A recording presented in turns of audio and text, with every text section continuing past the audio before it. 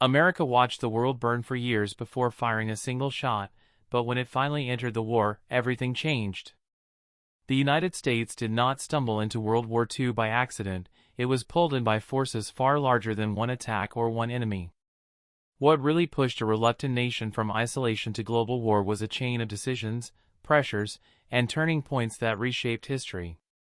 For much of the 1930s, the United States had no desire to fight another foreign war. The memory of World War I was still fresh, over 116,000 Americans dead, thousands more wounded, and little sense that the sacrifices had delivered lasting peace. Many Americans believed that involvement in European conflicts had been a mistake driven by economic interests rather than national security.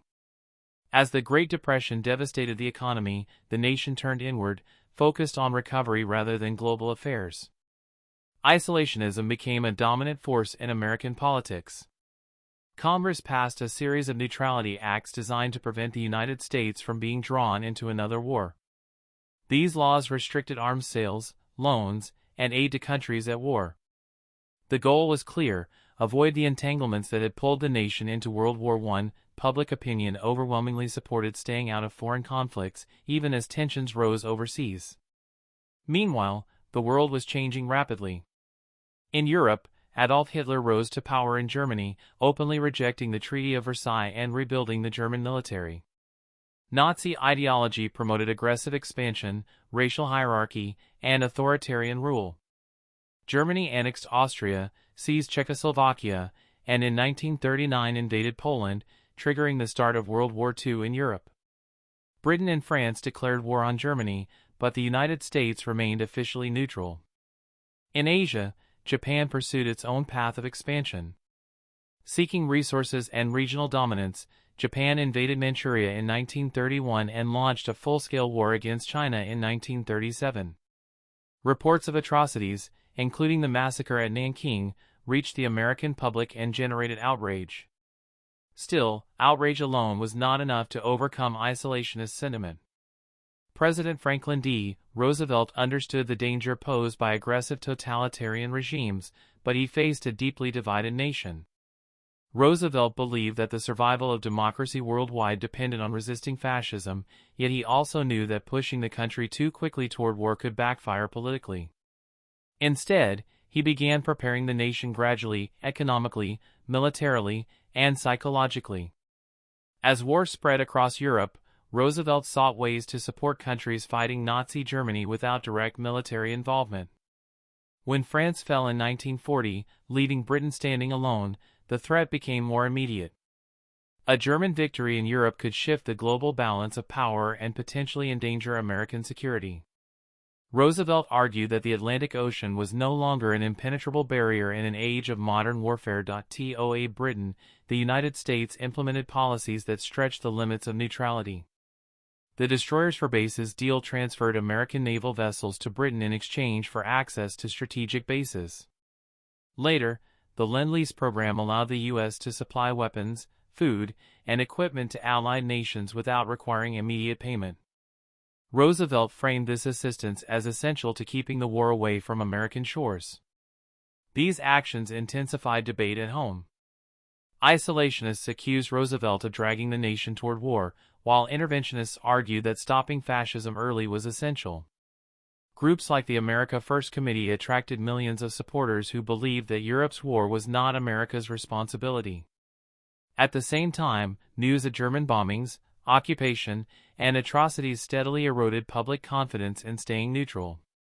As tensions grew in the Atlantic, American and German naval forces increasingly clashed. German U-boats attacked Allied shipping, and U.S. warships escorted convoys through dangerous waters. Incidents such as the sinking of the USS Reuben James in 1941, which killed over 100 American sailors, blurred the line between neutrality and active involvement. By late 1941, the United States was already fighting an undeclared naval war against Germany. While Europe dominated headlines, events in the Pacific were moving toward crisis. Japan's expansion required vast amounts of oil, steel, and raw materials, resources Japan largely imported. As Japan continued its aggression in China and Southeast Asia, the United States responded with economic pressure. American leaders hoped sanctions would force Japan to halt its expansion without resorting to war. In 1940 and 1941, the U.S. imposed embargoes on key materials, including aviation fuel and scrap metal. The most decisive step came with the freezing of Japanese assets and an oil embargo. For Japan, which depended on imported oil to fuel its military and economy, this posed an existential threat. Japanese leaders faced a stark choice: retreat from their conquests or secure resources through force. Diplomatic negotiations continued, but both sides grew increasingly distrustful. The United States demanded that Japan withdraw from China and abandon its expansionist policies. Japan viewed these demands as unacceptable and humiliating. Behind the scenes, Japanese military planners prepared for a bold gamble, one they hoped would cripple American power in the Pacific long enough to secure their empire. On the morning of December 7, 1941, Japanese aircraft launched a surprise attack on the U.S. naval base at Pearl Harbor in Hawaii. Battleships were sunk, planes destroyed, and more than 2,400 Americans were killed. The attack shocked the nation. Isolationist arguments collapsed overnight as the reality of war arrived on American soil. The following day, President Roosevelt addressed Congress, calling December 7 a date which will live in infamy. Congress declared war on Japan with only one dissenting vote. The United States was no longer debating whether to enter World War II, it was fully committed. Within days, Germany and Italy declared war on the United States, honoring their alliance with Japan. This decision transformed the conflict into a truly global war involving all major powers. America now faced a two-front war against the Axis powers in both Europe and the Pacific. The reasons the United States entered World War II were not limited to Pearl Harbor alone. The attack was the catalyst, but the foundations had been laid over years of rising tension, ideological conflict, economic pressure, and strategic calculation. The war represented a clash between democratic and authoritarian systems, between expansionist empires and nations seeking stability. Once at war, the United States mobilized on an unprecedented scale. Factories converted to wartime production, millions of men and women entered military service, and the economy surged out of depression. American industrial capacity became a decisive factor, supplying not only U.S. forces but also Allied armies around the world. The war also reshaped American society. Women entered the workforce in massive numbers, minorities pushed for greater rights, and the federal government expanded its role in daily life. The conflict exposed contradictions between democratic ideals and domestic realities, including racial segregation and the internment of Japanese Americans. On the battlefield, American forces helped turn the tide. In the Pacific, the U.S. Navy halted Japanese expansion and began a long, costly campaign toward Japan itself. In Europe, American troops joined British and Soviet forces to defeat Nazi Germany. Victory came at immense cost, but it fundamentally altered the global order. When World War II ended in 1945, the United States emerged as a global superpower. Its economy was dominant, its military unmatched, and its influence worldwide. The decision to enter the war marked a turning point, not just in American history, but in world history. The United States entered World War II because isolation was no longer possible. Economic ties, ideological threats, and direct attacks made neutrality unsustainable.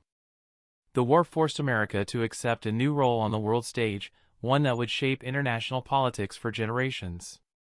In the end, World War II revealed a hard truth: in an interconnected world, distance offers no permanent protection. The path from isolation to intervention was gradual, contested, and reluctant, but once taken, it changed the course of the 20th century forever. The consequences of America's decision to enter World War II extended far beyond military victory. As the war progressed, the United States underwent a transformation that reshaped its identity, economy, and global responsibilities. What began as reluctant intervention evolved into full-scale leadership on the world stage. The war effort unified much of the nation, but it also exposed deep contradictions. African Americans served in segregated units even as they fought against racist ideologies abroad. Many question how the United States could wage a war for freedom while denying equal rights at home.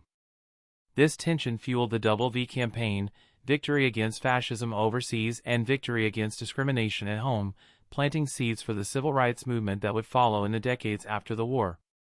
Women, too, experienced dramatic change.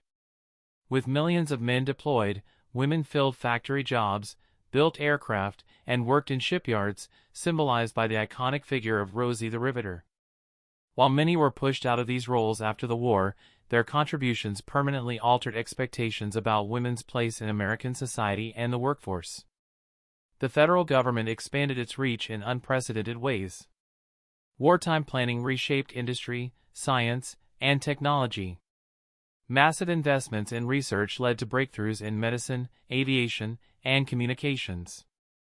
Most consequentially, the Manhattan Project produced atomic weapons, introducing a new and terrifying era of global power, one that would define international relations long after the war ended. America's alliances during World War II also reshaped its future. Cooperation with Britain and the Soviet Union was driven by necessity rather than trust. As victory approached, tensions between former allies grew, laying the groundwork for the Cold War. The United States emerged from the conflict determined not to retreat again into isolation, believing that disengagement after World War I had contributed to global instability.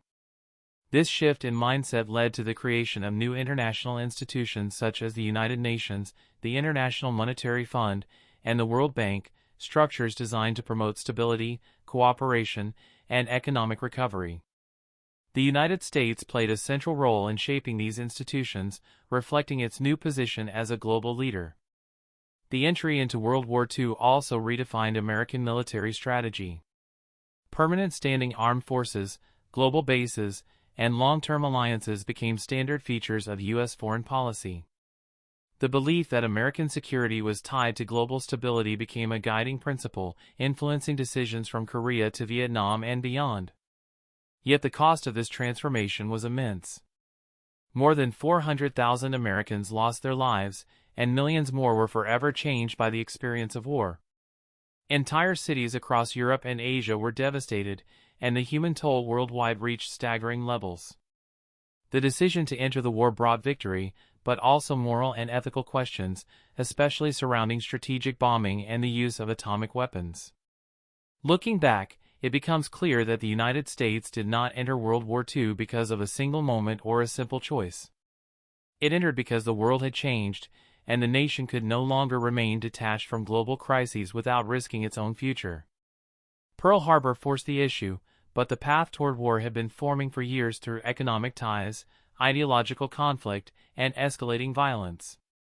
America's entry into World War II marked the end of isolationism as a viable national strategy. It signaled the beginning of a new era, one in which the United States accepted both the power and the burden of global leadership. And in doing so, it irrevocably altered the course of history. By the war's end in 1945, the United States had undergone a transformation unlike any in its history. From a nation hesitant to intervene, it had become a global superpower, wielding economic might, military strength, and political influence on an unprecedented scale.